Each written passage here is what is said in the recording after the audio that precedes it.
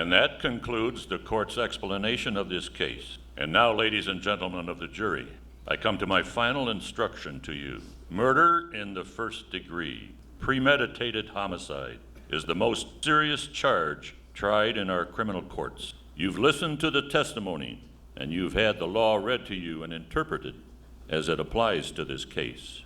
It now becomes your duty to try and separate the facts from the fantasy. One man is dead. The life of another is at stake. I urge you to deliberate honestly and thoughtfully. If there is a reasonable doubt in your minds as to the guilt of the accused, then you must bring me a verdict of not guilty. If, however, there is no reasonable doubt, then you must, in good conscience, find the accused guilty. However you decide, the verdict must be unanimous. In the event you find the accused guilty, the bench will not entertain a recommendation for mercy. The death penalty is mandatory in this case. I don't envy you your job. You are faced with a grave responsibility. Thank you, ladies and gentlemen.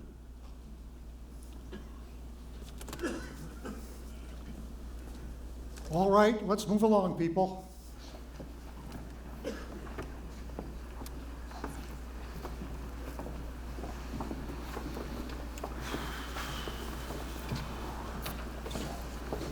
Number 3.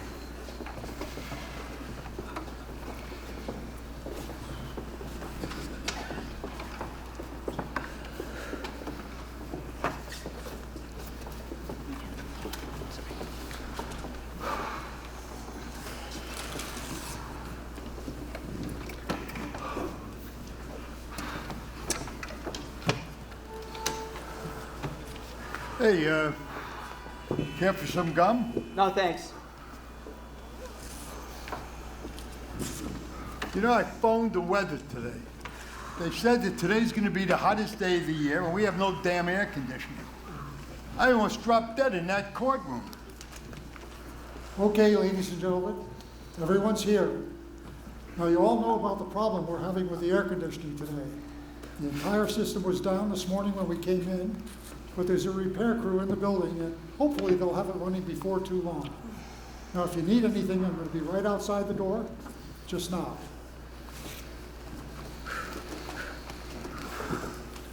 I never knew they locked the door. Sure they locked the door. What do you think? I don't know, it never occurred to me.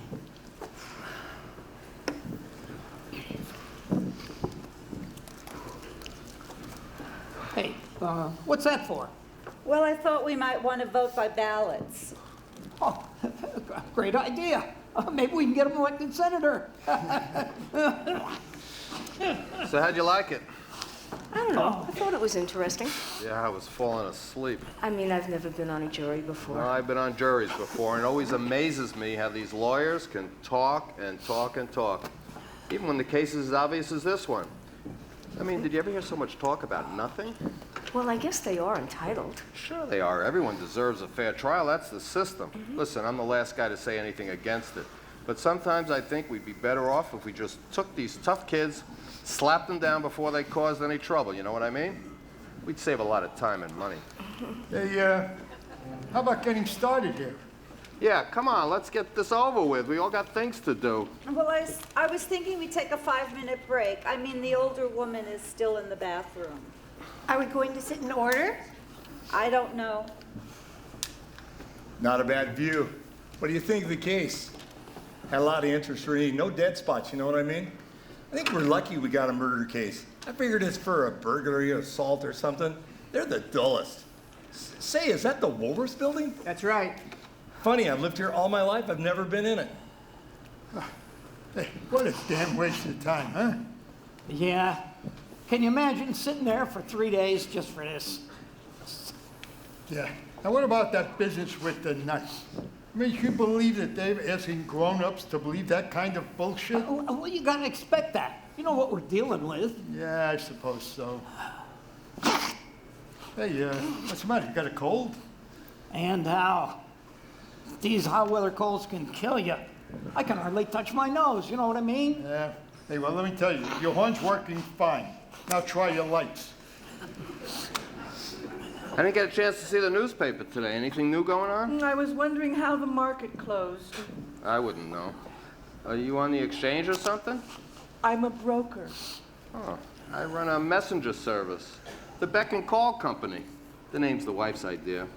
We employ 37 people. Started from nothing. Hey, how about getting going here, right? Let's go already. All right, ladies and gentlemen, let's take our seats. This better be fast. I got tickets to the big game tonight. Yankees, Cleveland. Hey, where should we sit? Well, I was thinking we ought to sit in order by jury number, 2, 3, 4, and so on, if that's okay with you all. What's the difference? Well, I think it's reasonable to set in number order.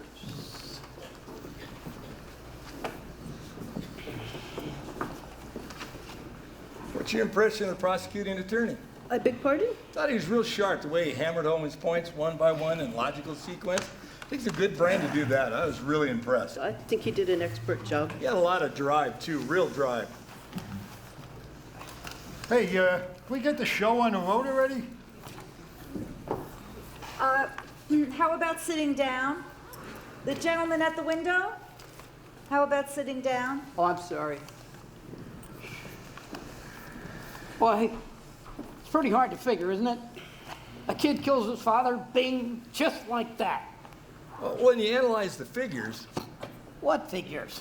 Look, I'm telling you, it's those people. They let the kids run wild up there. Well, maybe it serves them right. You know what I mean?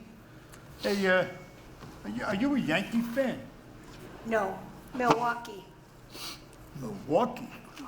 That's like being hit on the head with a crowbar once a day.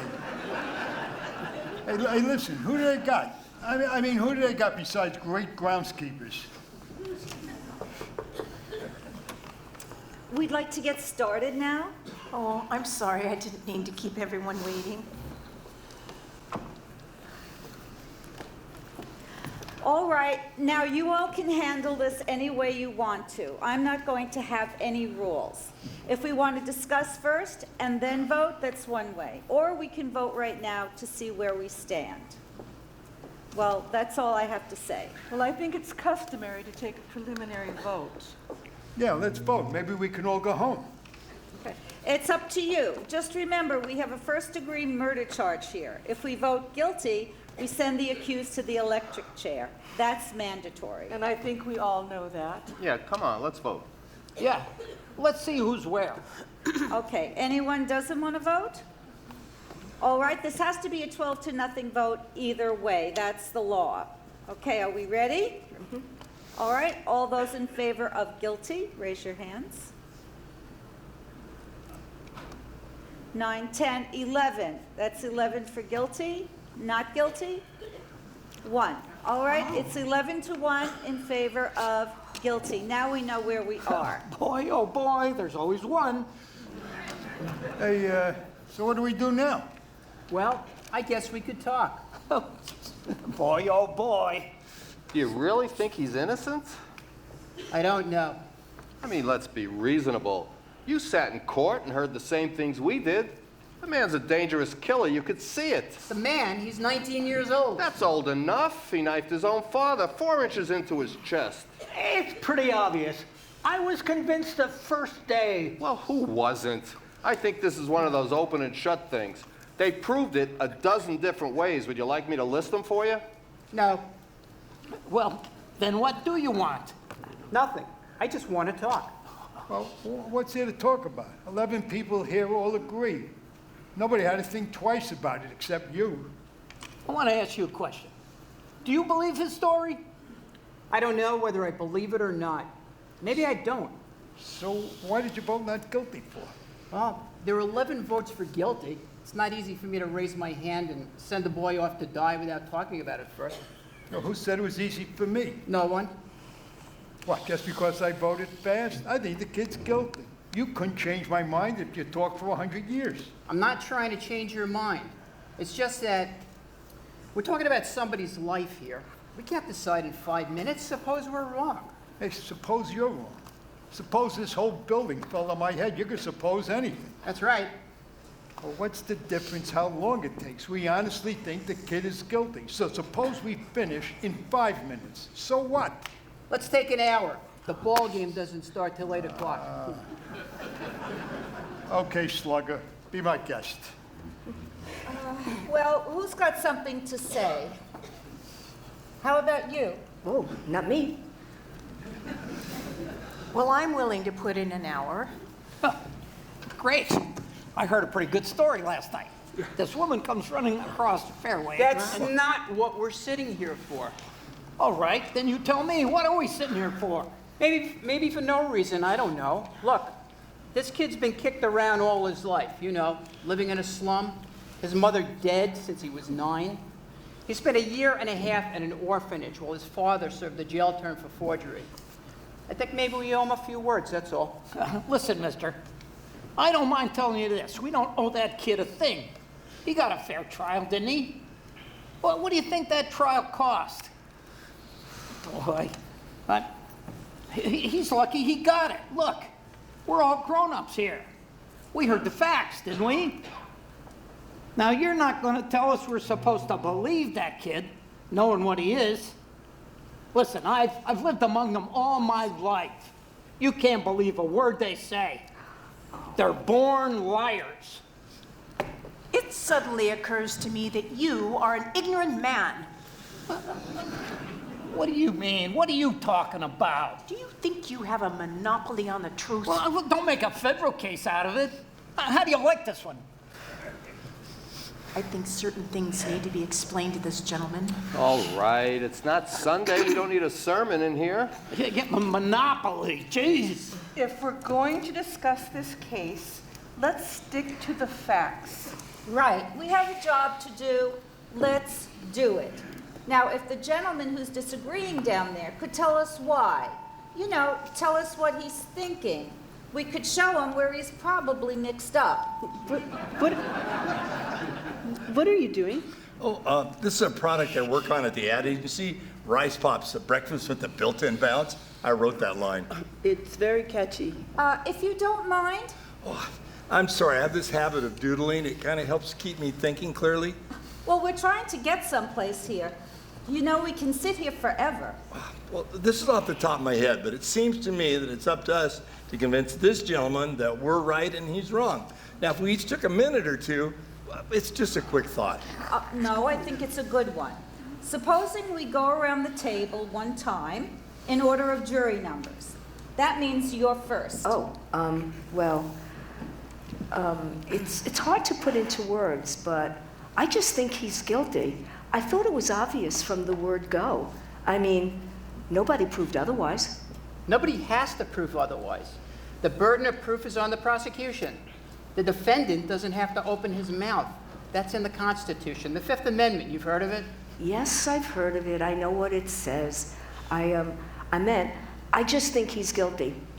Somebody saw him do it. Okay.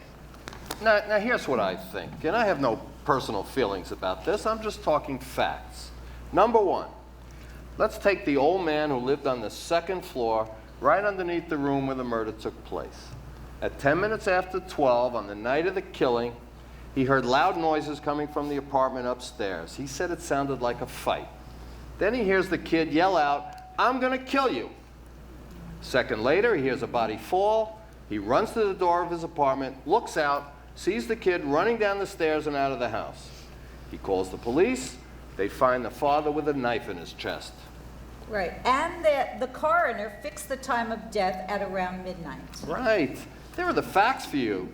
You can't refute facts. This boy is guilty. Listen, I'm as sentimental as the next guy. I know he's only 19. He's got to pay for what he did. Hey, you know what? I'm with you. Well, it's obvious to me, anyway, the boy's entire story was flimsy.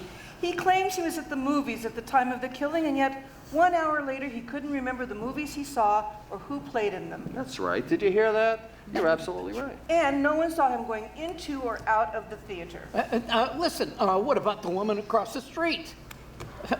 If her testimony don't prove it, nothing does. That's right. She was the one who actually saw the killing. Let's go in order here. Look, just a minute. Now, here's a woman. She's lying in bed, and she can't sleep. She's dying with the heat, you know what I mean? She looks out the window, and across the street, she sees the kid stick a knife into his father. It's 12:10 on the nose. Everything fits.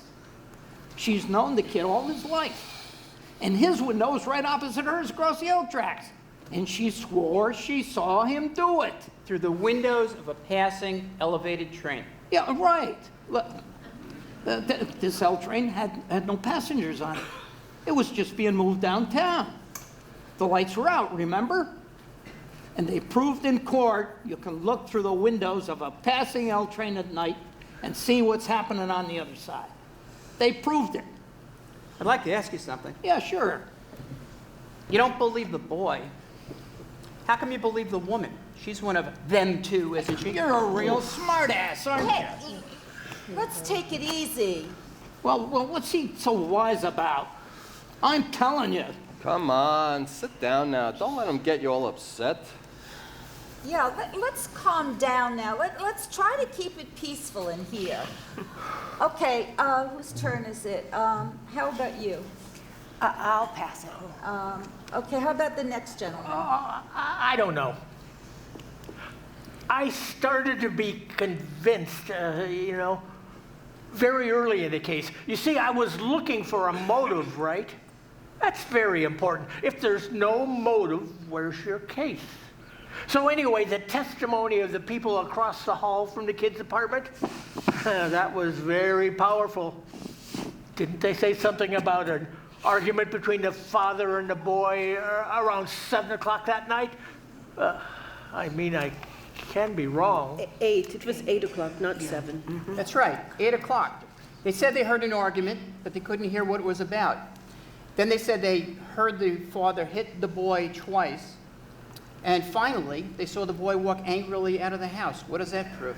It doesn't prove anything. It's just part of the picture. I didn't say it proved anything. You said it revealed a motive. The prosecuting attorney said the same thing. I don't see it as a very strong motive. This boy's been hit so many times in his life, it's just a normal state of affairs for him. I can't see 2 slaps in the face enough to provoke him to murder.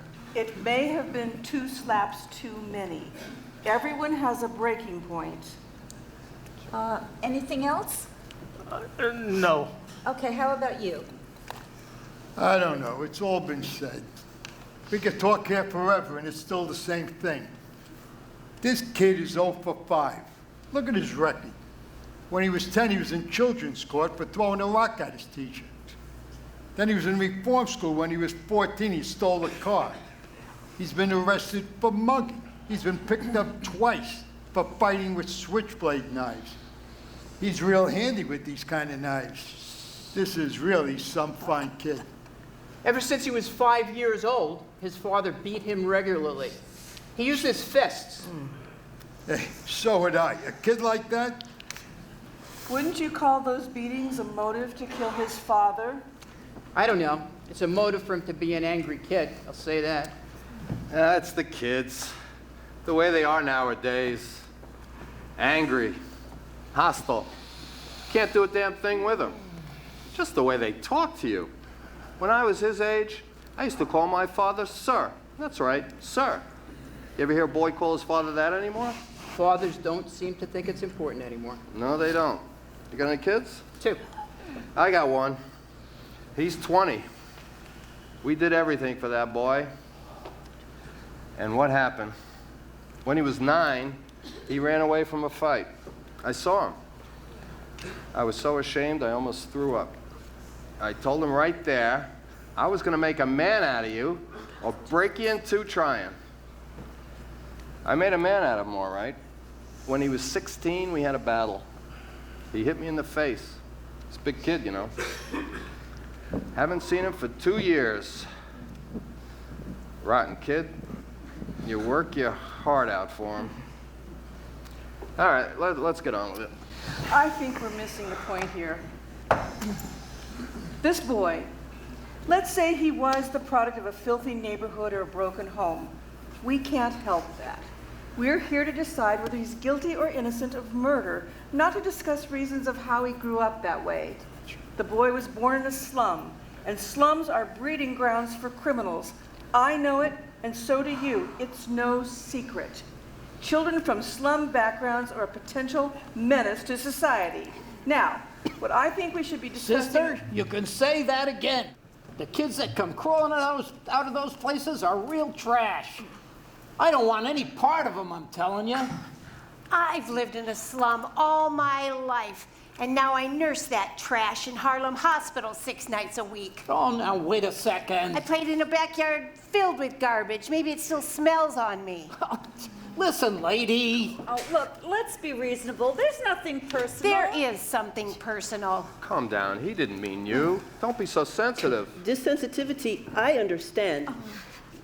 Look, let's stop arguing in here. We're just wasting our time.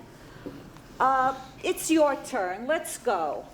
Well, I didn't expect a turn. I thought you were all supposed to be convincing me. Wasn't that the idea? Oh, check, I forgot that. Look. What's the difference? He's the one keeping us here. Let's hear what he has to say. Now, just a second. We decided to do it a certain way. Let's stick to what we said. Well, what are you being a kid for? A kid? What do you mean by that? What do you think I mean? K-I-D, kid. What, just because I'm trying to keep this thing organized? You want to do it? Here, you sit here. You take the responsibility. I'll just shut up, that's all. What are you getting so hot about? Calm down, will you? Don't tell me to calm down. Here's the chair. You keep it going smooth and everything. What do you think, it's a snap? Oh. Come on, Mr. Foreman. Let's see how great you'd run the show. Have you ever seen such a thing? Well, you think it's funny or something? Oh, take it easy. The whole thing's unimportant. Unimportant? You want to do it? Oh, no, you're doing a beautiful job. Nobody wants to change. Hey, you're doing great. Hang in there. Keep pitching. All right. Let's hear from somebody. If you want me to tell you how I feel about it right now, it's all right with me. I don't care what you do. All right. I haven't got anything brilliant. I only know as much as you do. According to the testimony, the boy looks guilty. Maybe he is. I don't know. I sat there in court for 3 days, listening while the evidence built up. Everybody seemed so positive that I started to get a peculiar feeling about this trial. I mean, nothing is that positive. I started to feel that the defense counsel wasn't doing his job. He let too many things go, little things. What little things? Look, when these guys don't ask questions, it's because they know the answer already, and they figure it'll hurt them. Maybe. It's also possible for a lawyer to be just plain stupid, isn't it? Sounds like you've met my brother-in-law. I kept putting myself in the boy's place. Would have asked for another lawyer, I think. If I was on trial for my life, I'd want my lawyer to tear the prosecution witnesses to shreds, or at least to try. Look, there was one alleged eyewitness to this killing. Someone else says that he heard the killing and saw the boy running out afterward. There was a lot of circumstantial evidence, but actually, those two witnesses were the entire case for the prosecution. Supposing they were wrong. What do you mean, supposing they're wrong? What's the point of having witnesses at all? Could they be wrong? They sat on the stand under oath. What are you trying to say? They're only people. People make mistakes. Could they be wrong? I don't think so. Do you know so? Well, nobody knows a thing like that. This isn't an exact science. That's right, it isn't. All right, let's get to the point here. What about the switchblade they found in the father's chest? Wait. Some people haven't spoken yet. They need a turn. They can talk whenever they like. Just be quiet a second, will you? What about the knife? You know, the one this fine, upright boy admitted buying on the night of the murder? Let's talk about that. All right, let's talk about it. Let's get it in here and take a look at it. I'd like to see it again, Madam Foreman. We all know what it looks like.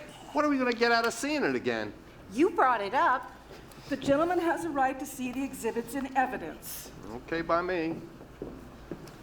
Now, this knife and the way it was bought, it's pretty strong evidence, don't you think? I do. Good. So let's take these facts one at a time. 1, the boy admitted to leaving the house at about 8:30 on the night of the murder after being punched several times by his father. No. He didn't say punched. He said hit. There's a difference between a slap and a punch. After being hit several times by his father. 2, he went directly to a neighborhood junk store where he bought one of those, what do you call it, a switchblade knife. 3, now this wasn't what you would call an ordinary switchblade. It had a very unusual carved handle. 4, the storekeeper who sold it to him identified the knife and said it was the only one of its kind he'd ever had in stock.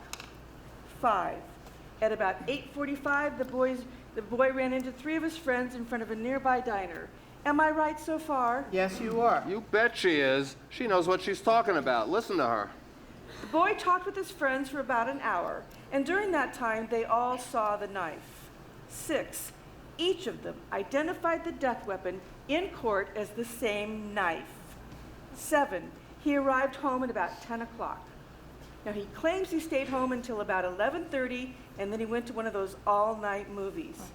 He arrived home at 3:15, found his father dead and himself arrested.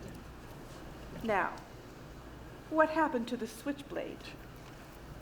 It's clear to me he never went to the movies that night. No one saw him leave the house at 11 o'clock. No one at the theater identified him, and he couldn't even remember the movies he saw. What actually happened is this. The boy stayed home that night, had another fight with his father, stabbed his father with the knife in the chest, and fled from the house. He even remembered to wipe off the fingerprints. Everyone connected with this case has identified this knife. Now, are you trying to tell me that it really fell through a hole in the boy's pocket on his way to the movies and he never saw the knife again, and someone picked it up and took it to his boy's house and stabbed his father with it just to be amusing? No. I'm saying it's possible that the boy lost the knife and that someone else stabbed his father with a similar knife. It's possible. Look at this knife. I've never seen one like it before, and neither had the storekeeper who sold it to him. Aren't you asking us to accept a pretty incredible coincidence? I'm not asking anyone to accept it. I'm just saying it's possible. And I'm saying it's not possible.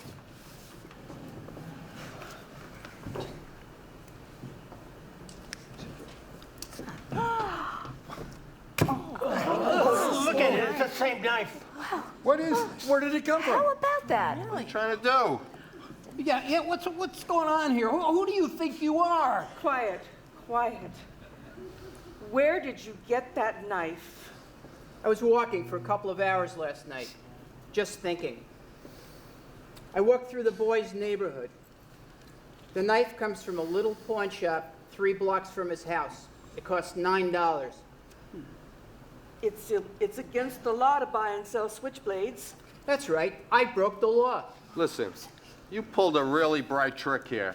Now, supposing you tell me what that means. Maybe there are 10 knives like it, so what? Well, maybe there are. So what does that mean? It's the same kind of knife. What's that, the discovery of the age or something? It would be an incredible coincidence for another person to have stabbed a father with the same kind of knife. She's right. She's absolutely right. Yeah, you know, the odds are 1,000,000 to 1. It's possible. But not very probable. All right, look, let's return to our seats. There's no point in milling around here. Isn't it interesting that he found a knife exactly like the one the boy bought? What's so interesting? You think it proves anything? No, I just thought it Hey, was listen. interesting. How come the kid bought the knife in the first place? Well, he claims I that... know. He claims he bought it as a present for a friend of his. He said he was going to give it to him the next day because he busted the other kid's knife, dropping it on the pavement. That's what he said. Ah, baloney. Well, the friend testified that the boy did break his knife. Yeah? And how long before the killing? 3 weeks, right? So how come our noble lad bought this knife just 1/2 hour after his father smacked him and 3.5 hours before they found it shoved up here in his father's chest?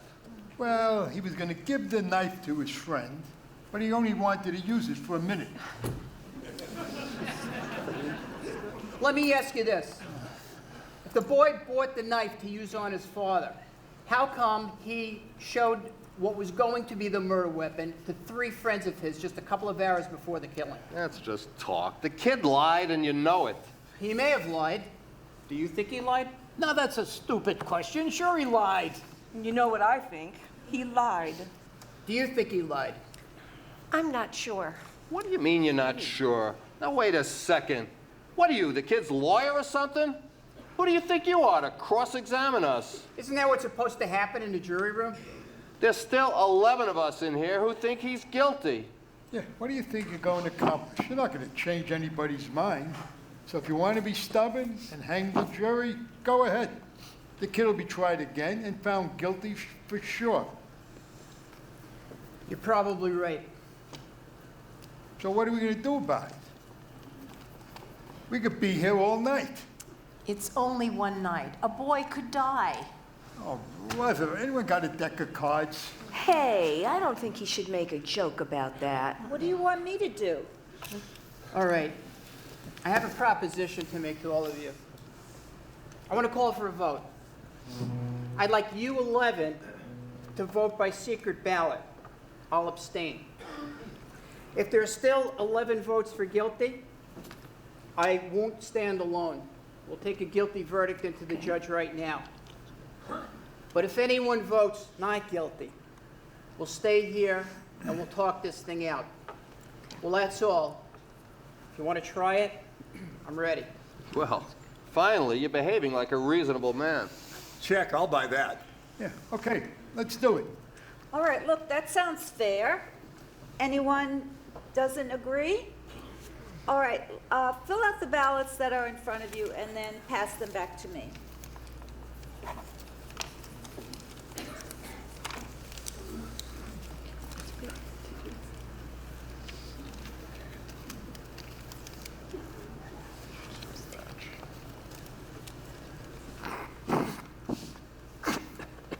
Okay. Guilty? Guilty? Guilty? Guilty? Guilty? Guilty? Guilty? Guilty? Guilty? Not guilty. What? And guilty. Oh, my. How do you like that? And another one flips that damn wig. All right. Come on, I want to know. Who was it? Excuse me, this was secret ballot. We all agreed on this. Secret? There are no secrets in a jury room. I know who it is. Sister, you're really something. You come in here and vote guilty like everybody else. And then this golden-voiced preacher over here starts to tear your heart out with stories about a poor little kid who couldn't help becoming a murderer. So you change your vote. If that isn't the most sickening. Why didn't you drop a quarter in his collection box? Now, wait a minute. You can't talk to me like that. Who does he think he is? I mean, did you see him? It's all right. Sit down. Just sit down. He's very excitable. Excitable? You bet I'm excitable. We're trying to put a guilty man in the chair where he belongs. Somebody starts telling us some fairy stories and we're listening. Take it easy. Take it What easy. do you mean, take it easy? Do you feel like seeing a proven murderer walk the streets? Maybe we ought to give him his knife back, make it easier for him. Let's stop the yelling. Who's got something constructive to say? Please, I would like to say something here. I have always thought that in this country, a person was entitled to express unpopular opinions. Hey, let's And stick to the subject. What made you change your vote? She didn't change her vote. I did. Would you like me to tell you why? No, I wouldn't like you to tell me why. Well, I would like to make it clear anyway, if you don't mind. Do we have to listen to this? Hey, let the lady talk. Thank you. This gentleman has been standing alone against us. He doesn't say the boy is not guilty. He says he's not sure. Now, he gambled that someone would give him support, and I gave it to him. Besides, I respect his motives. Now, the boy probably is guilty, but I would like to know more. So in the meantime, the vote is 10 to 2, and where are you going? I am speaking. He can't hear you. He never will. If the speech is over, maybe we can move on? I think we should take a break. There's one man inside there. Let's wait for him. Looks like we're really hung up here. That whole thing with the old lady was really unexpected. Wish we could think of a way to break things up. You know, in advertising, I told you I worked at the ad agency, didn't I? There's some pretty strange people there. Not strange, really. They just have a peculiar way of expressing themselves. You know what I mean? Well, it's probably the same in your business, right? What do? I design fine jewelry. Oh, really? Well, some of the finest jewelry makers are from Europe, I imagine. Well, anyway, at the agency, when they reach a point like this in a meeting, there's always some character ready with an idea, and it kills me. I mean, that's the weirdest thing. Sometimes the way they precede an idea with some kind of phrase, like some account exec will say, here's an idea, let's run it up the flagpole and see if anybody salutes it. It's idiotic, but it's funny. Look, I got a little excited there before. You know how it is. I didn't mean to get nasty or anything. Hey, you a salesman? I'm an architect. Well, you know what the soft sell is? You're pretty good at it, I'll tell you. Me, I have a different technique. Jokes, drinks, laughs, hit them where they live. You know, I made $90,000 last year selling marmalade. And that's not too bad considering marmalade. What are you getting out of this thing? Kicks? Come on, the boy's guilty. You should know it already. Let's go home before we all get sore throats. What's the difference whether you get one here or at the ball game? No difference, pal. No difference at all. Nice bunch of people. I guess they're the same as anyone else. That loud, heavy-set guy, the one who was telling us about his kid. The way he was talking, boy, that was an embarrassing thing. Yeah. Oh, what a murderous day. It is so hot. You think we'll be much longer? I don't know. He's guilty for sure. There's no doubt in the whole world. We should have been done already. Look, I don't care, you know? It beats working. You think he's innocent? I don't know. It's possible. I don't know you, pal, but I'm betting you've never been wronger in your life. You ought to wrap it up. You're wasting your time. Supposing you were the one on trial. I'm just used to supposing. I'm just a working guy. My boss does the supposing. But I'll try one. Suppose you do talk us out of this thing, and the kid really did knife his father. All right, let's take our seats, please. Oh, looks like we'll be here for dinner. All right, look, let's get down to business. Who wants to start it off? Well, I I'd think like it'd to be make very a point. productive- Oh, no. Go Pardon ahead. me. It's all right. I didn't mean to interrupt. Go ahead. It's all right. Well, I was going to say, well, this is probably a small point. The boy had a motive for the killing. You know, the beatings and all.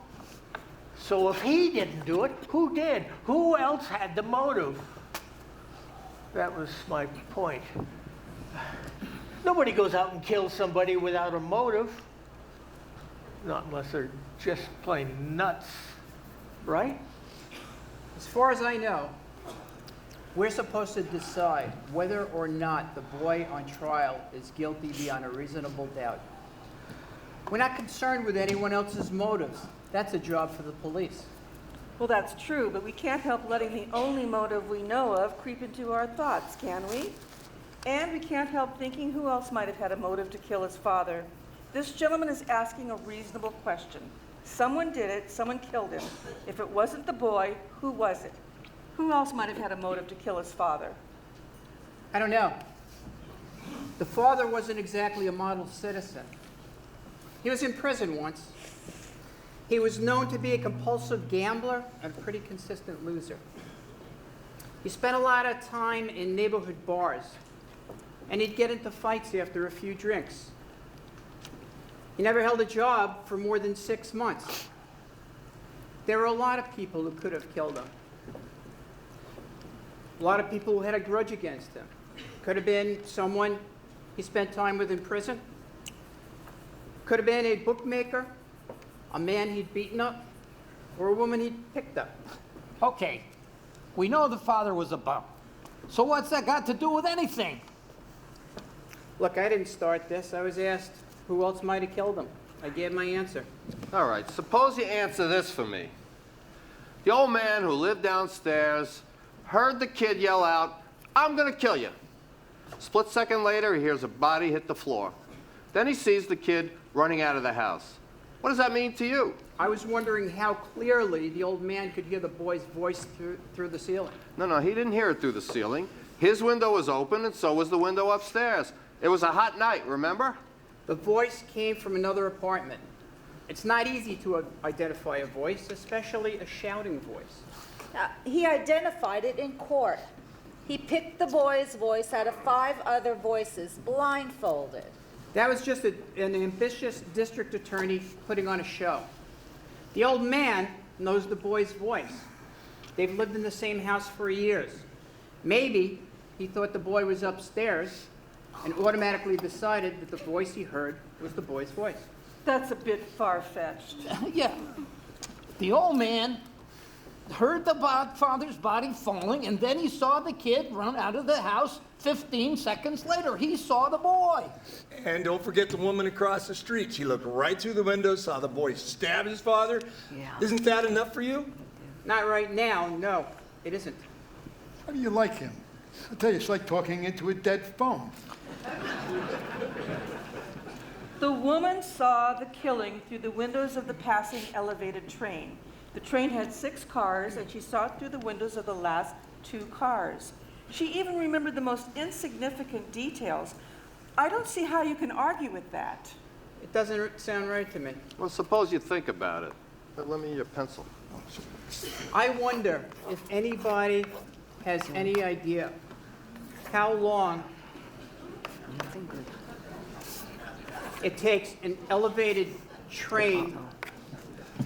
Hey, wait a minute! This isn't a game. Who do you think you are? All right, take it easy. Come on now, sit down. I've got a good mind to belt them one. Hey, I don't want any fights in here. Did you see him? The nerve, the absolute nerve. All right, forget it. It's not important. It's only you know what I mean? It's only a game. Who does he think he's dealing with? Oh, come on now, it's all over. Let's take our seats. What's all over? I want an apology. Hey, Noisy, he apologizes. Now, let's hear what the man has to say. Thank you.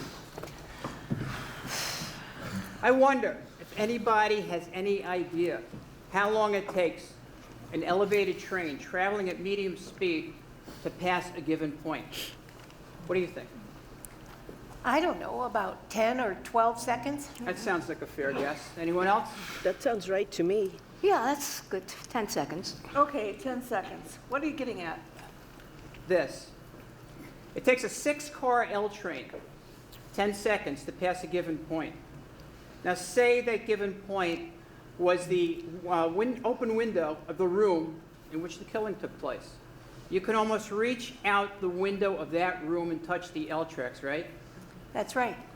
All right, now let me ask you this. Has anybody here lived right near the L tracks? Well, I just finished painting an apartment that overlooked the L line. I'm a house painter. Man, was it loud. I was there for 3 days. They do make a lot of noise, don't they? I've lived right by the L tracks. And when your window is open and the train goes by, the noise is almost unbearable. You can't hear yourself think. Okay, so you can't hear yourself think. Get to the point. Okay. Let's take 2 pieces of testimony and put them together. First, the old man. He said that he heard the boy say, "I'm going to kill you." And a split second later, he heard the body hit the floor. 1 second later, right? That's right. Okay, second, the woman who lives in the apartment across the street. She said that she looked out her window and she saw the killing. through the last two cars of a passing elevated train, right? The last two cars. All right. What point are you trying to make here? Okay, so because the woman saw the stabbing through the last two cars, we can assume that the body fell just as the train passed by. Therefore, it had been roaring by the old man's window for a full 10 seconds before the body fell. That means that he would have had to hear, "I'm going to kill you," just as the train was roaring past his nose. I don't think it's possible he could have heard it. That's idiotic. Of course he could have heard it. The old man said the kid yelled it out. That's good enough for me. If he heard anything at all, he couldn't have identified the voice with the L roaring by. You're talking about a matter of seconds. Nobody could be that accurate. I think that testimony that can put a boy into the electric chair should be that accurate. Well, I don't think he could have heard it. Yeah, maybe he did hear it. I mean, with the L noise. What are you people talking about? Well, it stands to reason. You're crazy. Why would he lie? What does he have to gain? Attention, maybe? Oh, you keep coming up with these bright sayings. Why don't you send one into the newspaper? Hey, what are you talking to her like that for? A guy who talks like that to a lady ought to really get stepped on. You ought to have some respect, mister. You say stuff like that to her again, and I'm gonna lay you out. Go ahead. You can say whatever you want. Why do you think the old man might lie? Well, it's just that I kept looking at him. The seam of his jacket was split under the arm. Did you notice it? Imagine coming to court like that. He was a very old man with a torn jacket who walked very slowly to the witness stand. He dragged his left leg, but he tried to hide it because he was ashamed. I think I know this man better than anyone here. This was a quiet, frightened, insignificant man who had been nothing his entire life. He never had any recognition, his name in the newspapers. Nobody ever knew him. Nobody quoted him. Nobody sought his advice after 75 years. A man like this needs to be listened to, needs to be recognized, needs to be quoted just once. It would have been very hard for him to recede into the background. Hey, now wait a minute. Are you trying to tell us that he would lie just so that he could be important once? No, not lie really. It's just that perhaps he'd convinced himself that he recognized the boy's face and heard the words. That's the most fantastic story I ever heard. What do you know about it? I speak from experience. What? I am that same person.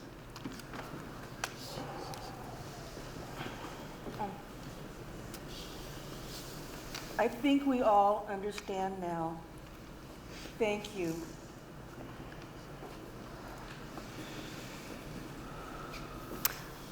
Anybody want a cough drop? Yeah, I'll take one.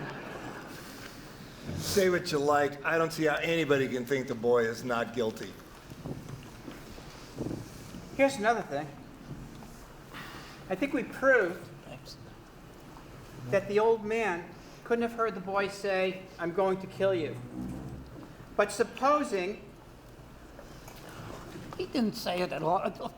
You didn't prove it at all. But supposing he really did hear it. This phrase, how many times has each of us used it? Probably hundreds. "I could kill you for that, darling.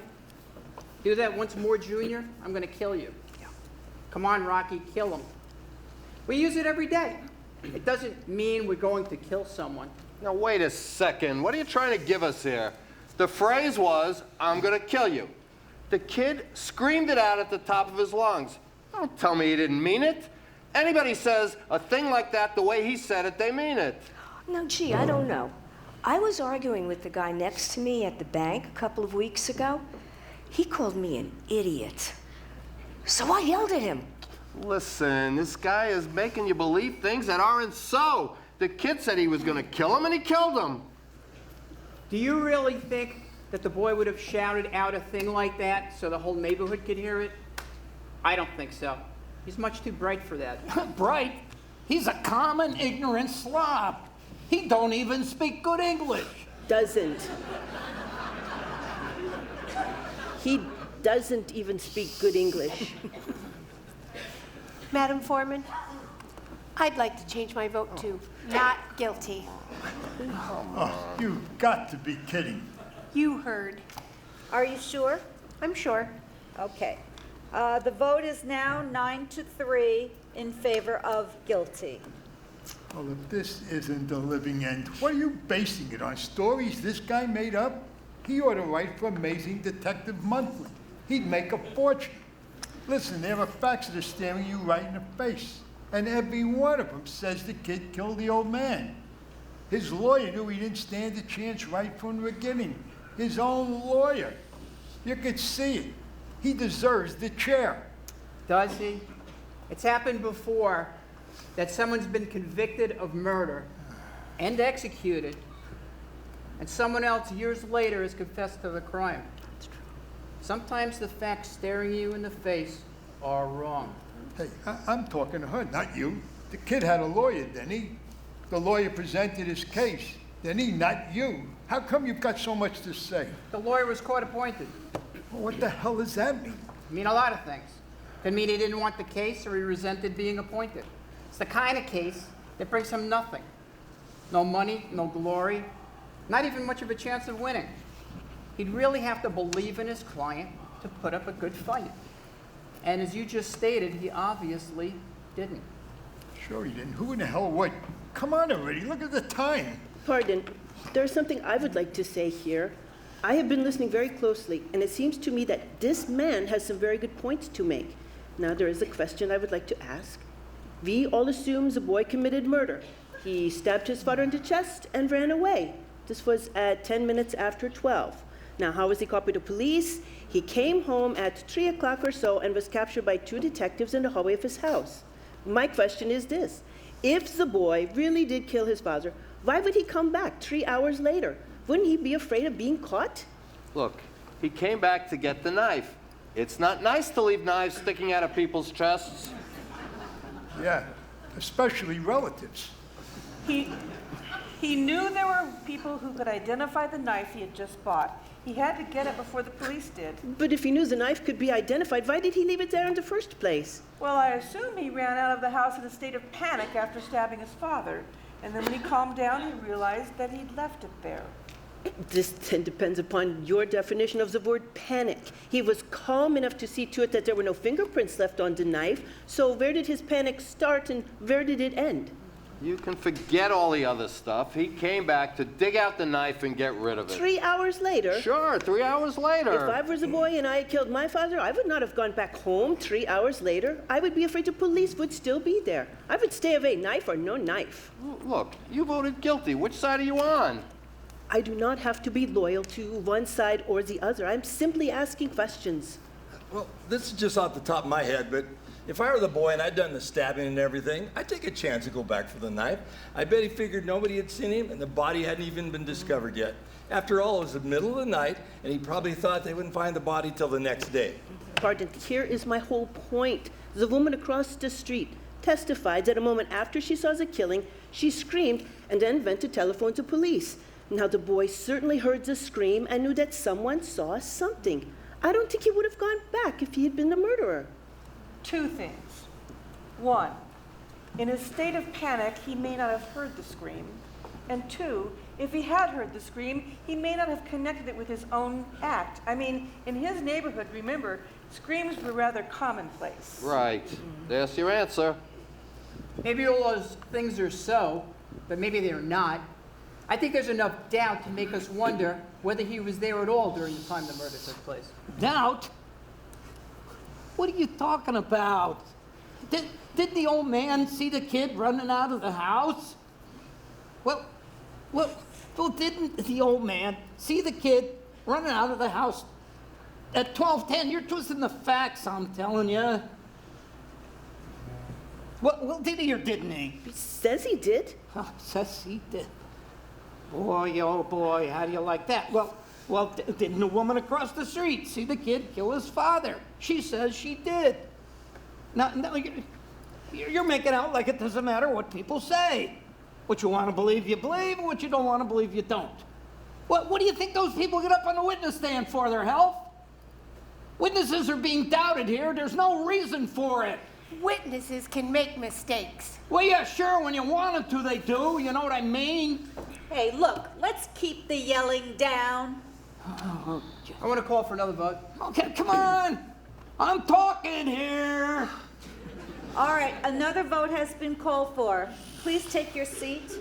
What are we going to gain from voting again? I don't know. The gentleman asked.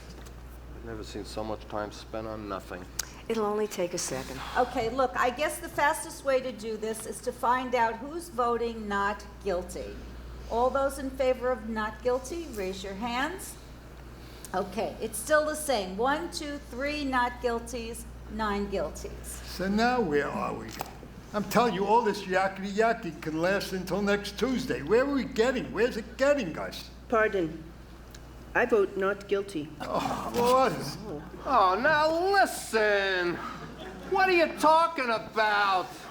We're all going crazy in here or something. The boy is guilty. Pay attention to the facts. All right, the vote is 8-4 in favor of guilty.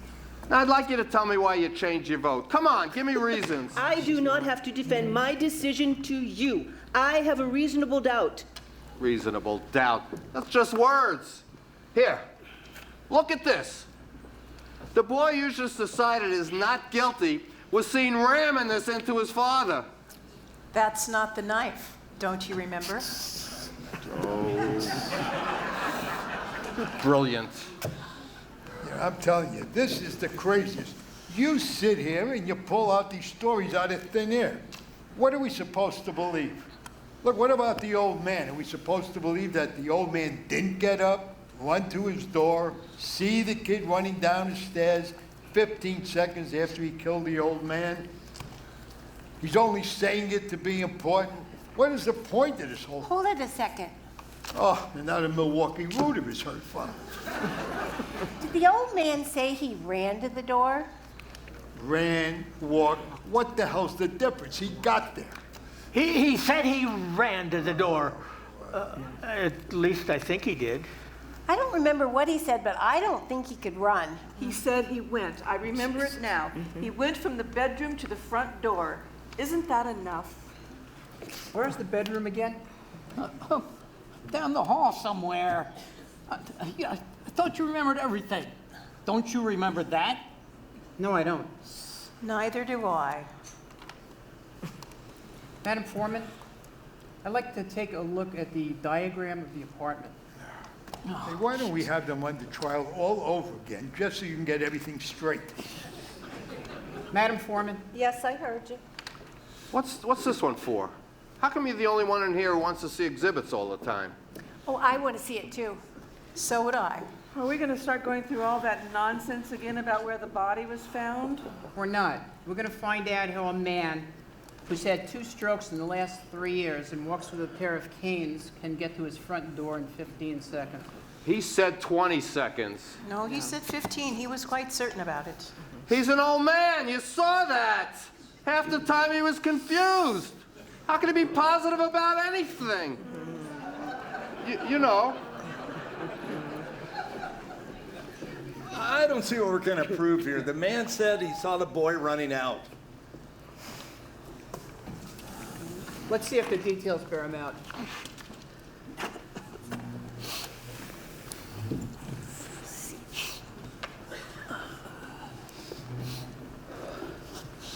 All right, this is the apartment in which the killing took place.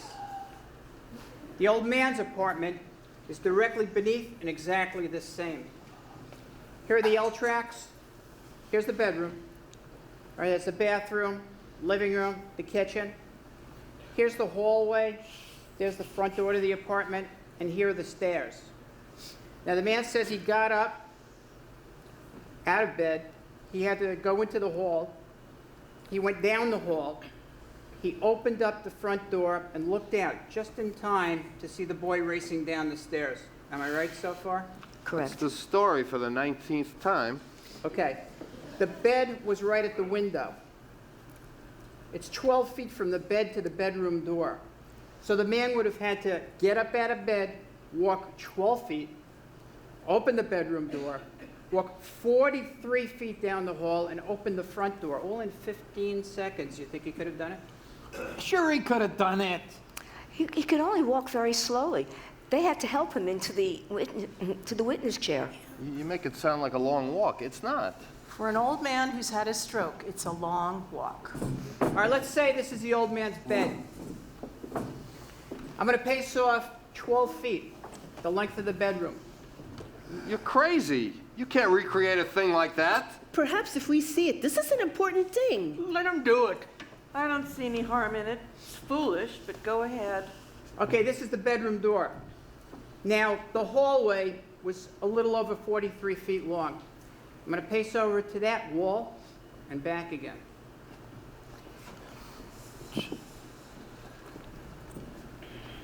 This is absolutely insane. What's the idea of wasting everybody's time here? According to you, it'll only take 15 seconds. We can spare that. Sure, please.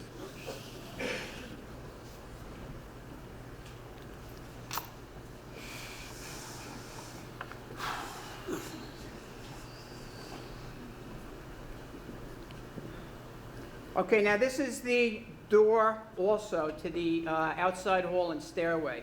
It was chain locked, according to the testimony. Who's got to watch for the second hand? I do. Okay. When you want me to start, stamp on the floor Okay. with your foot. Tie me from there. Sure. That'll be the body falling, all right? Hey, what are we gonna do now? Play charades? I've never seen anything like this in my whole life. Okay, I'm ready. Okay, I'm waiting for the second hand to reach the 60.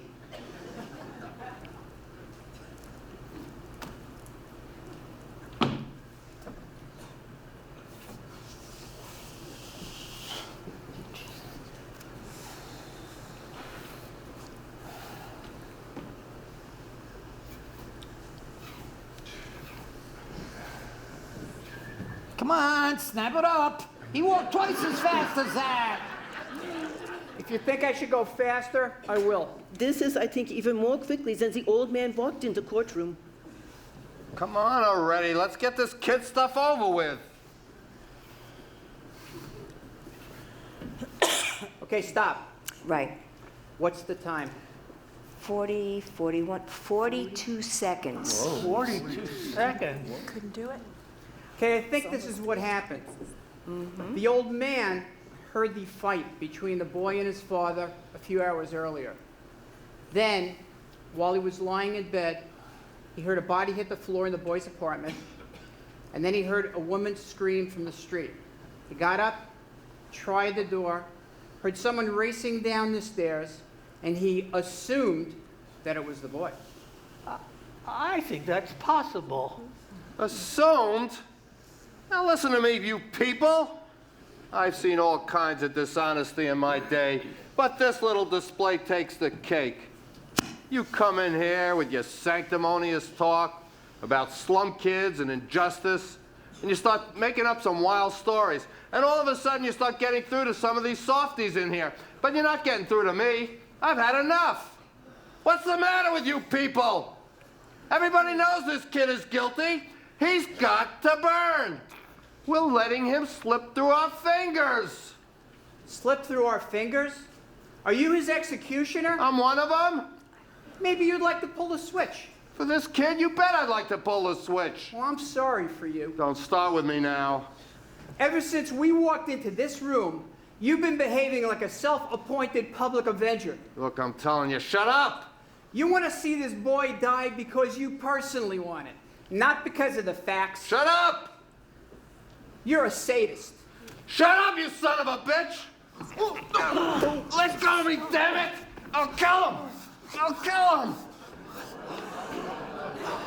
You don't really mean you'll kill me, do you?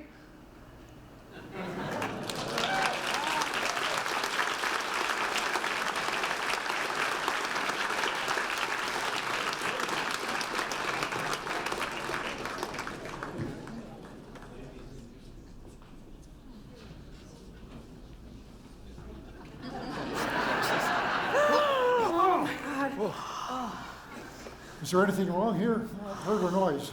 No, there's nothing wrong. Just a little argument. Everything's okay.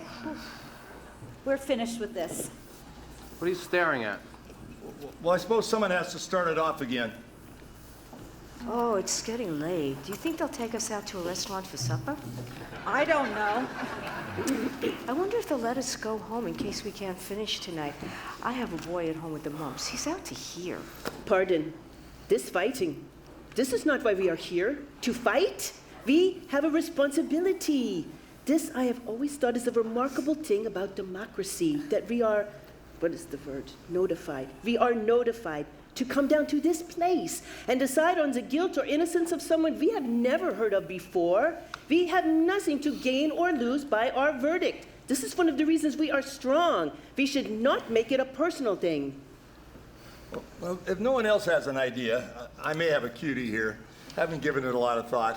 Anyway, let me throw it out on a stoop and see if the cat licks it up. See if the cat licks it up? It wasn't much of an idea anyway. Boy, oh boy, it sure is hot. Pardon me. Don't you sweat? No, I don't. Listen, I was wondering if maybe we shouldn't have another vote. Hey, that's a great idea. Maybe we could follow it up with dancing and refreshments. Madam Foreman? Well, that's all right with me. Anybody doesn't want to vote? I think we ought to have an open ballot. Call out your votes, Let's see who stands where. Well, that sounds fair. Anyone doesn't agree? All right, the last vote was 8-4 in favor of guilty. I'm going to call off your jury numbers. I vote guilty.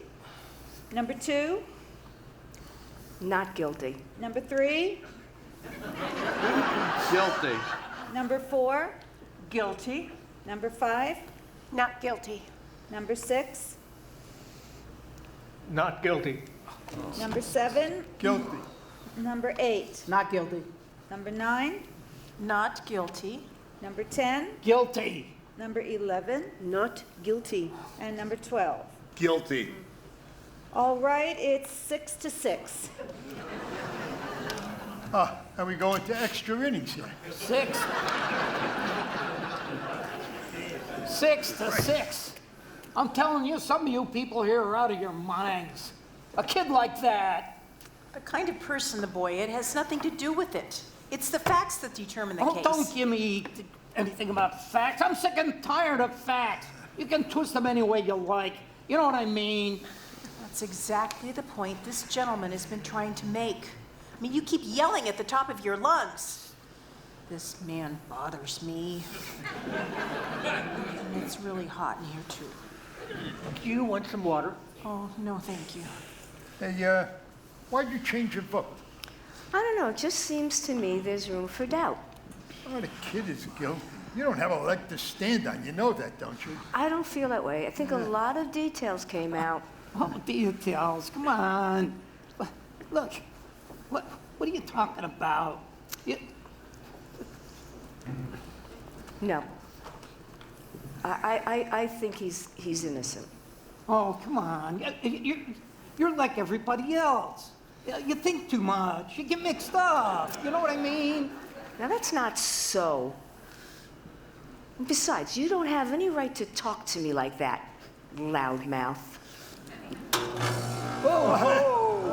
Things are looking up. Yeah. Got some air conditioning. So what do you think of this thing? It's even Steven. Pretty surprising, isn't it? Yes.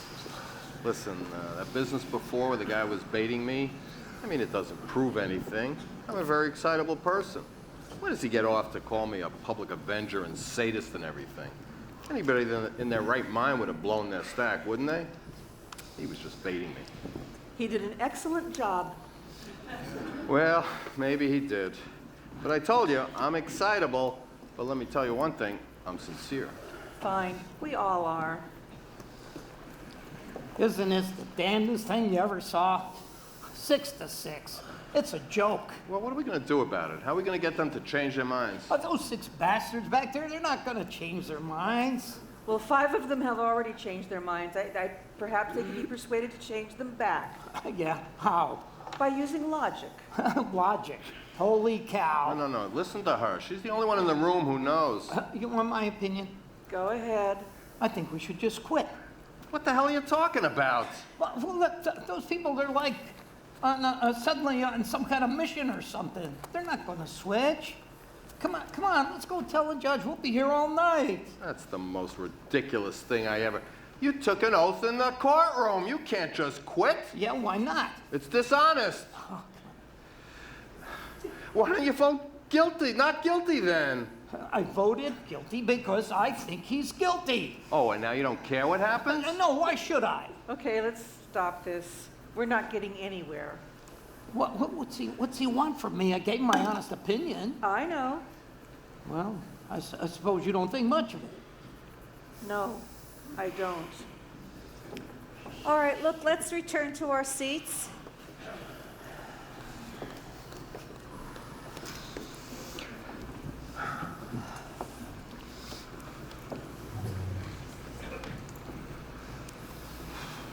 Listen, I'll tell you what I think. I'm ready to walk into that court right now and declare a hung jury. There's no point in going on with this anymore. You know what? Why don't we take it to the judge? Let the kid take his chances with another jury. I don't think the court will accept a hung jury. We haven't been in here very long. Well, let's find out. I am not in favor of this. Oh, the kid wouldn't stand a chance with another jury, and you know it. No one's going to change their opinion. Let's take it inside. You still don't think there's room for reasonable doubt? No, I don't. Pardon, maybe you don't understand the term reasonable doubt. What the hell do you mean I don't understand it? Who do you think you are to talk to me like that? How do you like this boy? I'm telling you, they're all alike. She comes over here running for her life, and before she could take a big breath, she's telling us how to run this show. The arrogance of her. You're calling her arrogant because she wasn't born here? Well, I'm calling you arrogant because you were. How's that? Please, it doesn't matter. Hey, listen, no one's going to tell me what words I understand and what words I don't, especially her. I'll knock her block off. Hey, look, let's stop the arguing for 2 minutes in here. Can't we stick to the subject? I'd like to go over something, if you all don't mind. An important point for the prosecution was that the boy, after he claimed he was at the double feature at the movies, during the hours that the killing took place, he couldn't identify the pictures he saw or the stars who appeared in them. This lady has made that point. That's correct. It was the only alibi the boy offered, and he couldn't back it up with any details at all. Putting yourself in the boy's place, if you can, do you think you'd be able to remember details after an upsetting experience, such as being struck in the face by your father? I think so, if there were any specific details to remember. According to the police testimony in court, the boy was questioned by the police in the kitchen of his apartment while the body of his father was lying on the floor in the bedroom. Do you think you could remember details under such circumstances? I do. Under great emotional stress? Under great emotional stress. I'd like to ask you a personal question. Go ahead. Where were you last night? I was at home. What about the night before last? Come on, what is this? Oh, it's perfectly okay. I went from court to my office. I stayed there until 8:30, and then I went straight home to bed. The night before that? That was Tuesday. That was the night of the bridge tournament. I played bridge. And Monday night? Hey, When you get it down to New Year's Eve 1972, you can let me know?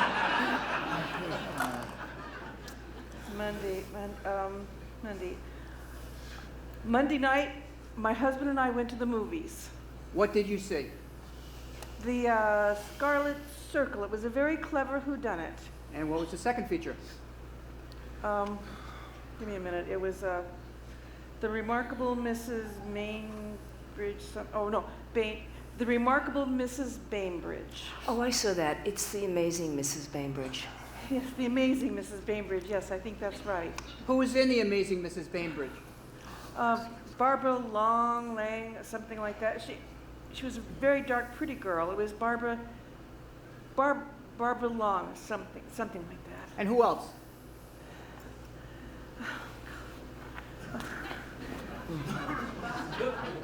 Well, I didn't recognize any of them. I've never heard of any of them before. It was a really inexpensive second feature, and it had unknown actors. And it was... you weren't under any emotional stress, were you?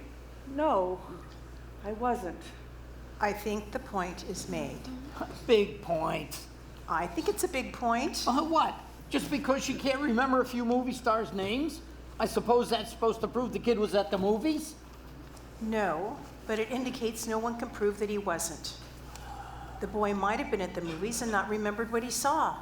If it's perfectly normal for this woman to forget a few details, then it's perfectly normal for the boy. Being accused of murder does not guarantee an infallible memory. Oh, come on. You can talk until your tongue is dragging on the floor.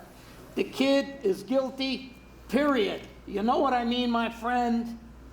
Who's got those golf drops? Oh, they're all gone, my friend.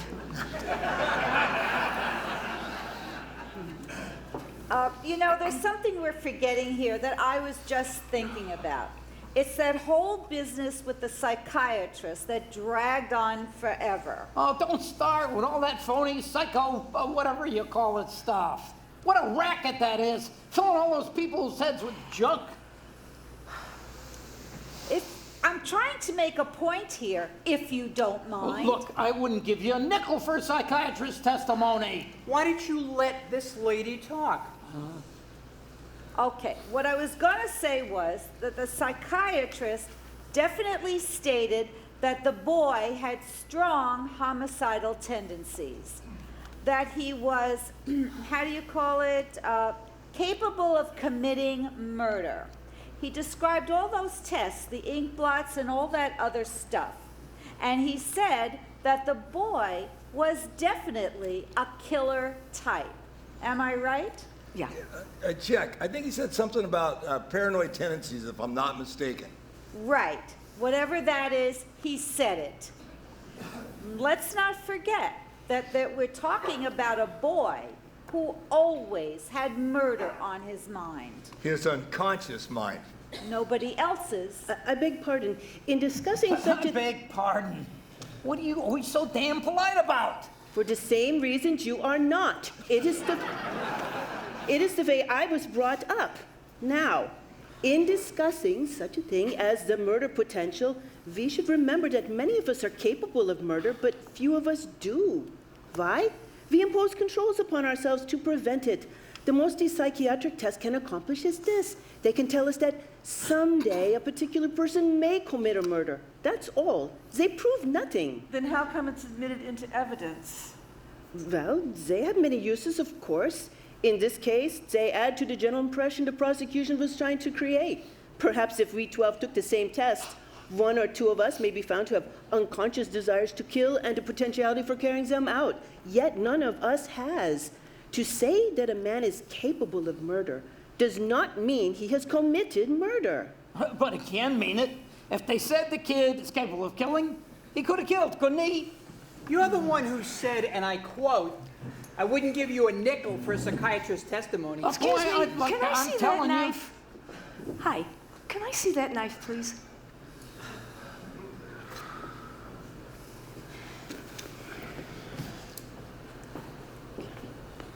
All right, look, we're still tied up here 6-6. Who's got something constructive to say?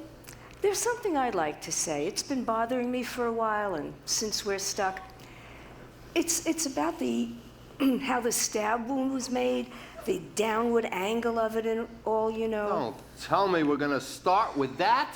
They went over it and over it. I know they did, but I don't go along with it. The boy is 5'7". His father was 6'2". That's a difference of 7 inches. It's very awkward to stab downward into the chest of someone who's almost more than half a foot taller than you. Give me that. You're not gonna be satisfied till you see it again. I'm gonna give you a demonstration. Somebody get up.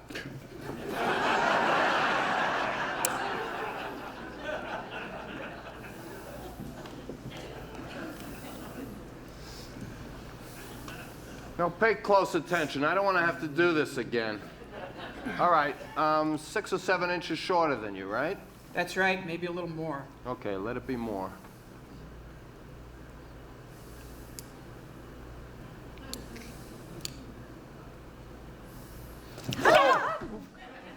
Now calm down. Nobody's hurt, right? Right, nobody's hurt. There's your angle. Take a look at it. Down and in. That's how I'd stab a taller man in the chest, and that's how it was done. Go ahead. Tell me how I'm wrong. Down and in. I guess there's no argument. Wait a minute. Let me see that. I hate these things. I grew up with them. Have you seen them used in fights? I have too many of them. On my stoop, in the backyard, in the lot across the street. Switchblades came with the neighborhood where I lived. Funny, I wasn't thinking about it. I guess you try to forget those things. You don't use this kind of knife. You don't use this kind of knife like this. You have to hold it like this to release the blade. In order to stab downward, you'd have to change your grip. How do you use it? Underhanded, like that. Anyone who's ever used a switchblade would never use it any other way. Are you sure? I'm sure. That's why they're made like this. Everyone agreed that the boy was pretty handy with a knife, didn't they? That's right. I don't believe it. That's a bunch of mumbo jumbo. What do you think? I don't know. How about you? What do you think? Hey, listen, I'm gonna tell you something. I'm a little sick of this whole thing already. All this yakking is getting us nowhere. So, I'm gonna break it up here. I'm changing my vote to not guilty. You what? You heard me, I had enough. What do you mean you've had enough? That's no answer. He's right. That is not an answer. Hey, listen, just worry about yourself. What kind of man are you? You have sat here and voted guilty if it's everyone else because there are some baseball tickets burning a hole in your pocket, and now you have changed your vote because you say you're sick of all the talking here. Hey, listen, you. You have no right to play like this. It's a man's life. This is a terrible and ugly thing you do. Don't you care? Hey, now, wait a minute. You can't talk to me like that. I can talk to you like that. If you want to vote not guilty, then do it because you're convinced he is not guilty, not because you've had enough. And if you think he's guilty, then vote that way. Or don't you have the guts to do what you think is right? Hey, now listen. Guilty or not guilty? Jesus, I told you not guilty. Why? Damn you, I don't have to. You do have to. Say it. Why? I don't think he's guilty. Madam Foreman, I want another vote. Okay, another vote's been called for. I guess the quickest way would be a show of hands. All those in favor of not guilty, raise your hands. 1, 2, 3, 4, 5, 6, 7, 8, 9. All those in favor of guilty? 1, 2, 3. All right, the vote is 9-3 in favor of not guilty. I don't understand you people. How can you believe this kid is innocent? You know how those people lie. I don't have to tell you. And look, they don't need any real big reason to kill either. They get drunk and bang, someone's lying in the gutter. Look, nobody's blaming them. That's the way they are. You know what I mean? Violent. Oh, look, Human life doesn't mean as much to them as it does to us. They're fighting and drinking all the time, and if somebody gets killed, somebody gets killed. They don't care. Oh, sure. There's some good things about them. I'm the first to say that. But that's the exception. Most of them, it's like they have no feelings. They can do anything. Hey, what's going on here? I'm speaking my piece here. They're no good. We better watch out. We're facing a real danger here. Don't you know it? Look, those people are multiplying. That kid, his type, they're multiplying 5 times as fast as we are. 5 times. And they're wild animals. Look, they're against us. They hate us. They want to destroy us. Don't you know about them? Well, what are you doing? I'm trying to tell you something. We've had enough. Go sit down and don't you open your filthy mouth again.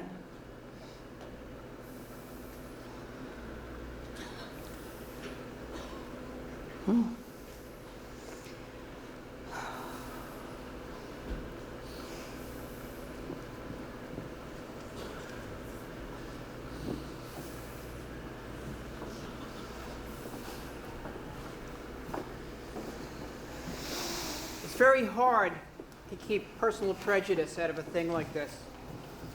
And no matter where you run into it, prejudice obscures the truth. I don't really know what the truth is. No one ever will, I suppose. 9 of us now seem to feel that the defendant is innocent, but we're just gambling on probabilities. We may be wrong, but we have a reasonable doubt. And this is the safeguard that has enormous value in our system. No jury can declare a man guilty unless it's sure. We 9 can't understand how you 3 are still so sure. Maybe you can tell us. I'll try. You've made some excellent points. The last one in which you argued that the boy wouldn't have used the kind of overhead stab wound that killed his father was very persuasive. But I still believe the boy is guilty of murder for 2 reasons. 1, the evidence given by the woman across the street who actually saw the murder committed. And 2, the fact that she described the stabbing by saying she saw the boy raise his arm over his head and plunge the knife into his father's chest. He did it. She saw him do it the wrong way. That's right. That's absolutely right. Now let's talk about this woman for a minute. She said she went to bed about 11 o'clock. Her bed is by the window and it looks directly across into the boy's window across the tracks. She tossed and turned for over an hour. And then finally, at about 10 minutes after 12, she turned towards the window and looked out. And as she looked through the window, she saw this killing through the windows of the passing L train. Now, she said the lights went out immediately, but she got a good look at the boy in the act of stabbing his father. As far as I can see, this is unshakable testimony. That's what I'm talking about. There's your whole case for you. What do you think? How about you? I don't know. There's so much evidence to sift. This is a pretty complicated business. I don't see how we can vote for an acquittal. It's not easy to arrange the evidence in order. You can forget all the other evidence. The woman saw him do it. What else do you want? Well, maybe. Let's have a vote. All right, another vote's been called for. Anybody object? I'm changing my vote. I think he's guilty. All right. Anybody else? Okay. The vote is 8-4. Here's what I think. I think we're a hung jury. Let's take it into the judge. You didn't want a hung jury before. Well, I want it now. There are some people in here who are so stubborn you can't even... We're never going to get this done. We'll be here a week. Let's take it into the judge. Listen, You're the leader of the cause. What do you think about it? Let's go over it again. We went over it. Come on, let's get out from under this thing. Okay, let's talk about setting some sort of time limit. I mean, let's give it another hour, and then we could probably start talking about whether we're a hung jury or not. Aren't you feeling well? I feel very well, thank you. I was just thinking it would be reasonable to wait The an reason hour. I'm asking is because you were rubbing your nose. I'm sorry to interrupt, but you were making a gesture that reminded me of one of the witnesses. Oh, I'm trying to settle something here. Do you mind? I think it's important. Very well. I was wondering why you were rubbing your nose like that. I was rubbing it because it bothers me a little. I'm sorry. Is it because of your eyeglasses? It is. Now, can we get on to something else? Well, your eyeglasses make those deep red marks on the side of your nose. That must be really annoying. It is very annoying. I wouldn't know. I've never worn eyeglasses. 2020. Oh, will you cut it out with the optometrist bit? The lady who testified to witnessing the killing, she had those same red marks. That's right, she did. She had those red marks on either side of her nose, those deep red ones, and she kept rubbing them in court. I didn't notice it at first. She's right. She kept rubbing them. She was about 45 years of age and was making a tremendous effort to look 35 for her first public appearance. Heavy makeup, dyed hair, brand new clothing that should have been worn on a much younger woman, and no eyeglasses. See if you can get a picture of her in your mind's eye. What do you mean, no eyeglasses? How do you know she wore glasses? What, just because she was rubbing her nose? Could those marks have been made by anything other than eyeglasses? No, they couldn't. What are you saying? I didn't see any marks. She had those marks. I saw them. I saw them too. She's right. I was the closest one to her.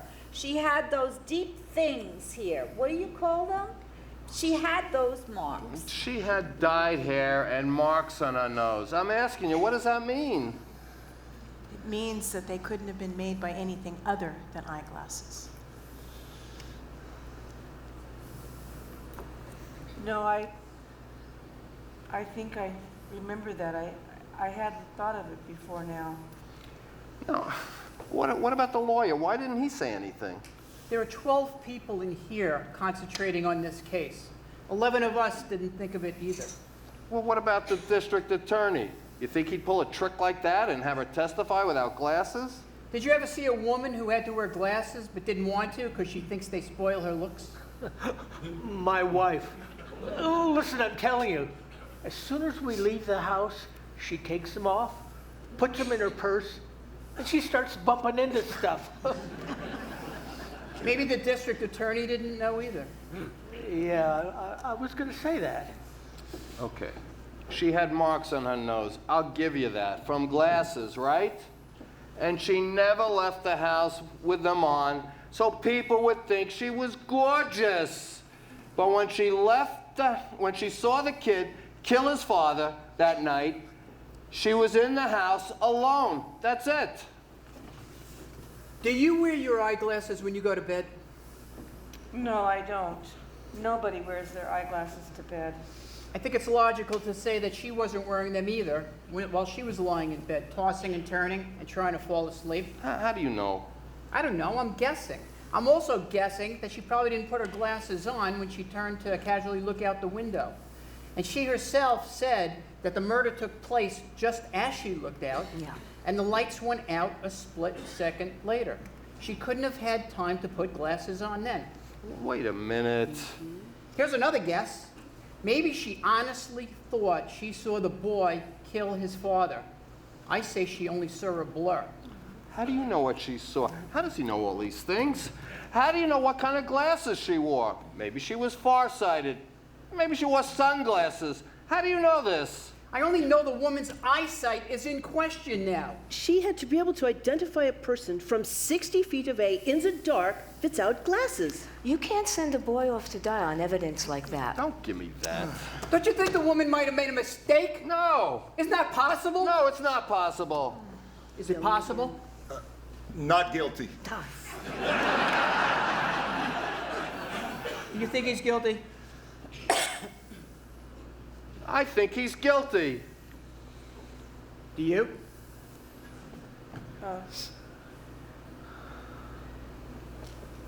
No, I'm convinced.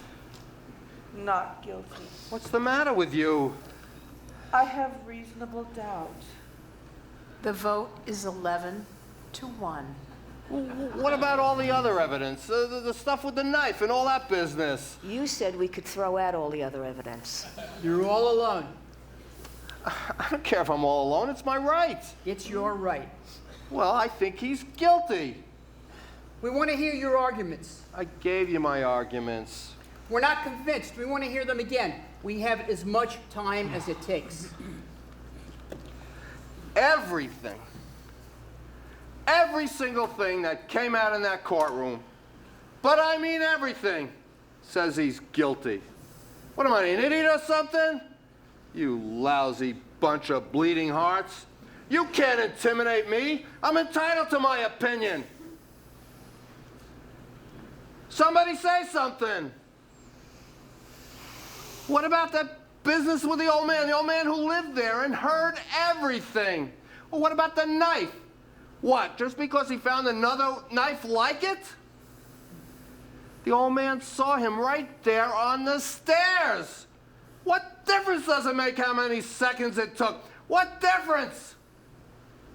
Every single thing. You can't prove he didn't get to the door. Oh, you can hobble around the room all you want, but you can't prove it. Everything that's gone on has been twisted and turned in here. How do you know she didn't get to the... didn't have her glasses on? The woman testified in court. What else do you want? That's it. That's the whole case. That whole business about hearing the boy yell. The phrase was, "I'm gonna kill you." He said it to his father, his own father. I don't care what kind of man that was. It was his father. Damn rotten kid. I know what he's like. I know him. I know what they do to you, how they kill you every day. My God, don't you see? How come I'm the only one who sees? Rotten kid. You work your life out.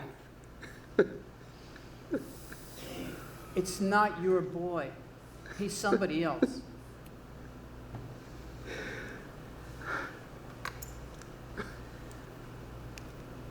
Let him live.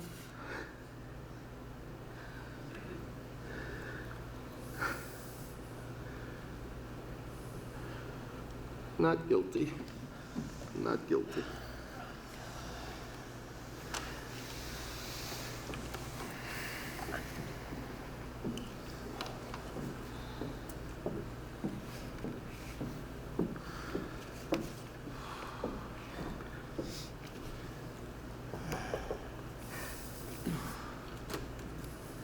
We have a verdict. All right, take your seats in the jury box.